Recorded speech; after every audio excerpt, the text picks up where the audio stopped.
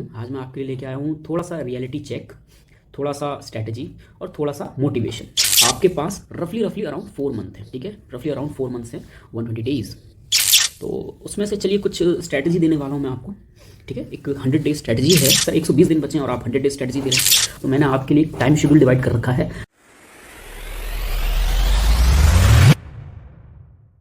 Hello बच्चों, कैसे हैं आप सभी। मेरा नाम अनुज सिंह राजपूत है। मैं MBBS फाइनल ईयर गजरा राजा मेडिकल कॉलेज ग्वालियर में पोस्टेड हूँ। आज आपके लिए कोई क्वेश्चन आंसर सॉल्यूशन नहीं लेके आया। आज आपके लिए मैं एक स्ट्रैटेजी वीडियो, एक शॉर्ट ऑफ मोटिवेशन वीडियो और एक रियलिटी चेक लेके आया हूँ बच्चों। आप ज़रूर देखिए, it will be beneficial for you. Hello बच्चों, हाउ आर यू, कैसे हैं आप सभी।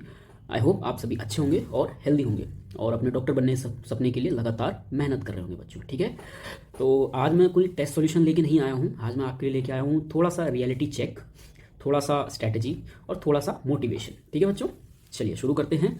तो आप देख रहे हैं कि 3 मई, व्हाट इज़ ऑन 3 मई। 3 मई को क्या है, 3 मई को नीट 2026 की डेट है बच्चों। आपके पास रफली अराउंड 4 मंथ है, ठीक है, रफली अराउंड 4 मंथ्स है, 120 डेज़। ओके बच्चों, 120 दिन बचे हैं आपके पास। तो उसमें से चलिए कुछ स्ट्रैटेजी देने वाला हूँ मैं आपको, ठीक है। एक 100 डेज स्ट्रैटेजी है, 100 डेज स्ट्रैटेजी है सर, 120 दिन बचे हैं और आप 100 डेज स्ट्रैटेजी दे रहे हैं। आप 20 दिन अपने लिए रिजर्व रखिए, आप 20 दिन अपने लिए रिजर्व रखिए, सो दैट ये 20 दिन में जो भी बैकलॉग है, जो भी छूटा हुआ है, जो भी क्वेश्चन छूटे हुए हैं, जो भी डाउट्स छूटे हुए हैं, वो आप कंप्लीट कर पाएँ बच्चों, ठीक है, वो आप कंप्लीट कर पाएँ। तो अब अपने 100 दिन में रफली अराउंड 2400 आवर्स हैं, 2400 घंटे हैं अपने पास। सर 2400 घंटे कंटिन्यू तो नहीं पढ़ सकते, ये तो मुझे ही पता है। तो मैंने आपके लिए टाइम शेड्यूल डिवाइड कर रखा है। आप इसमें थोड़ा बहुत एडजस्टमेंट अपने अकॉर्डिंग कर सकते हैं कि आपकी फिजिबिलिटी किसके अकॉर्डिंग है, ठीक है बच्चों। तो सबसे पहले एक इंसान ऑन एन एवरेज 6, 7, 8 आवर्स तो सोता ही है, बट 8 घंटे से ज़्यादा नहीं सोना है बच्चों, ठीक है। 8 घंटे से ज़्यादा नहीं सोना है, टाइम वेस्ट है वो 8 घंटे से ज़्यादा सोना, ठीक है। 6, 7, 8 घंटे अगर आप सो रहे हैं और 3 से 4 से 5 घंटे अगर आप दूसरे कामों में लगा रहे हैं, अपने नहाने के लिए, नाश्ते के लिए, ये सब चीज़ के लिए, ठीक है, तो आपके पास रफली 10 से 12 घंटे बचेंगे पढ़ने के लिए। और ये 10 से 12 घंटे बच्चों बहुत क्रूशियल है। मैं यहाँ पे कोई बहुत एक्स्ट्रा ऑर्डिनरी एडवाइस नहीं देने वाला बच्चों कि AIR1 आप AIR1 लेके आइए, आप AIR1 लेके आइए, ऐसा कुछ नहीं करने वाला बच्चों। जस्ट मैं एक मेक श्योर करना चाहता हूँ कि आपको एक गवर्नमेंट सीट मिले और गुड रैंक के साथ मिले बच्चों, ठीक है, आपको एक गवर्नमेंट सीट मिले और गुड रैंक के साथ मिले बच्चों। तो इस चीज़ के लिए सबसे पहले अपने को एक अपनी बॉडी को हेल्दी रखना है, क्योंकि आपने एक कहावत सुनी है कि एक हेल्दी बॉडी में ही एक हेल्दी माइंड होता है। तो सबसे पहले आप 30 मिनट कुछ भी करके, ये 30 मिनट अपनी मैंडेटरी एक्सरसाइज के लिए निकालिए। एरोबिक एक्सरसाइज करनी है आपको daily 30 minute, so that according to science आपके लिए, बॉडी के लिए, ब्रेन के लिए जब ब्लड फ्लो बढ़ता है, ऑक्सीजन ज़्यादा सप्लाई होता है और ब्रेन एक्टिवली फंक्शन करता है बच्चों, ठीक है। तो ये चीज़ आप ज़रूर ध्यान रखिए। चलिए अब फाइनल बात करते हैं। सबसे पहले मैं फ्रेशर्स के लिए बात कर लूँ, फ्रेशर्स के लिए बात कर लूँ बच्चों। तो मैंने बताया कि आपके पास रफली अराउंड 10 to 12 आवर्स जो हैं वो पढ़ाई के लिए बचे हुए हैं, ठीक है। तो जिसमें से आपको अपने 4 से 5 घंटे फिजिक्स को देने हैं। सर फिजिक्स को इतना ज़्यादा समय क्यों देना।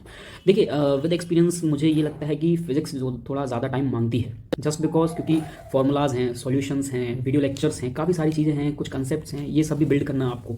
तो आप धीरे धीरे अपना मोस्ट ऑफ द टाइम जो है, जो कि मैं टाइम स्लॉट डिवाइड कर रहा हूँ, आप थोड़ा बहुत इसमें एडजस्टमेंट कर सकते हैं। 4 से 5 घंटे आपको फिजिक्स को देना है, जिसमें आपके अपने लेक्चर, थ्योरी प्लस क्वेश्चंस तीनों होंगे। 3 से 4 घंटे आपको केमिस्ट्री को देना है, जिसमें लेक्चर, थ्योरी और क्वेश्चंस तीनों होंगे।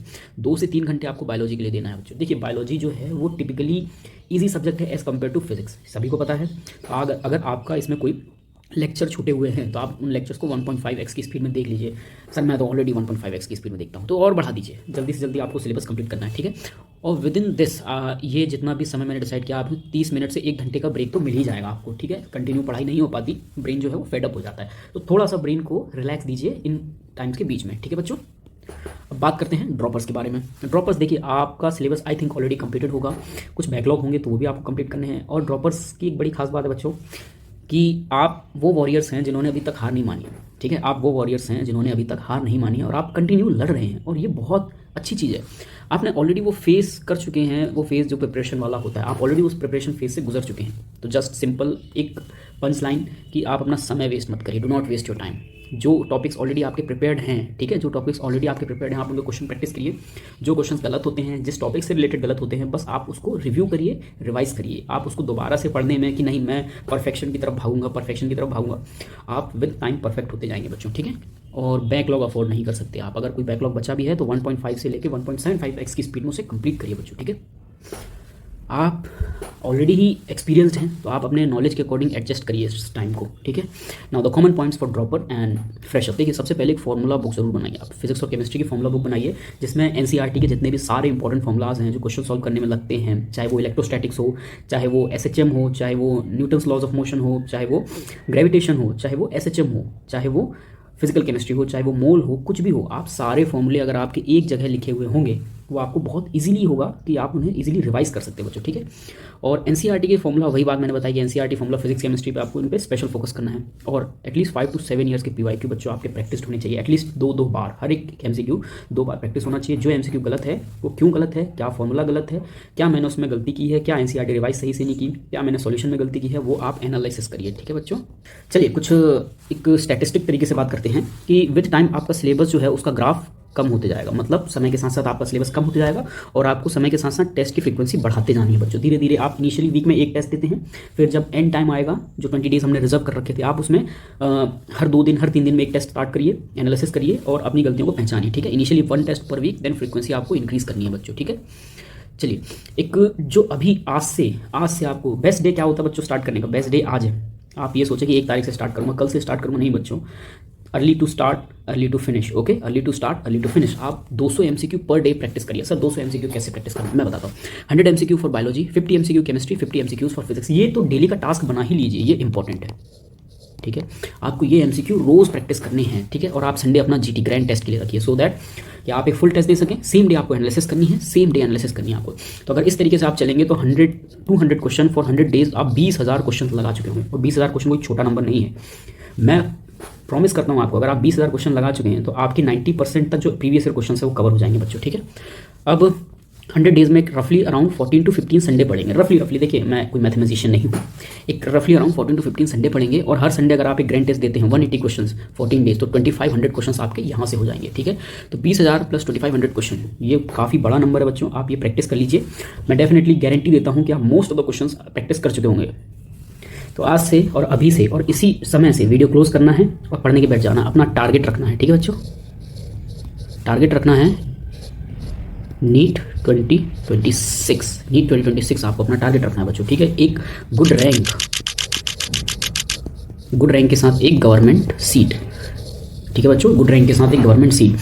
धीरे धीरे बूंद बूंद से घड़ा भरता है ना। और धीरे धीरे पर डे मेहनत करने से आप अपने टारगेट को अचीव कर लेते हैं बच्चों। और एक इंपॉर्टेंट इन्फॉर्मेशन देना चाहता हूँ बच्चों जो आपके लिए हेल्पफुल होगी। रिसेंट कुछ समय से एक ट्रेंड देखा गया है कि असर्शन रीज़न वाले जो क्वेश्चंस हैं वो नीट में बहुत ज़्यादा पूछे जाने लगे। तो 1 जनवरी से हम असर्शन रीज़न की एक सीरीज़ भी लॉन्च करने जा रहे हैं। असर्शन रीज़न की एक सीरीज़ लॉन्च करने जा रहे हैं जिसमें आपको बायो, फिजिक्स और केमिस्ट्री, इन सब में जो असर्शन रीज़न के जो क्वेश्चंस हैं जो मोस्ट इंपॉर्टेंटली एग्जाम्स में आ सकते हैं उनकी प्रैक्टिस करवाई जाएगी आपको। तो आप इन पे स्पेशल फोकस रखना है बच्चों। और बायोलॉजी में असर्शन रीज़न तो वेरी इंपॉर्टेंट रोल प्ले करते हैं, और इनकी आपको बहुत अच्छे से प्रैक्टिस कराई जाएगी। आपने जो टेस्ट सीरीज़ ली है असर्शन रीज़न भी आपको उसमें प्रोवाइडेड होंगे बच्चों, ठीक है।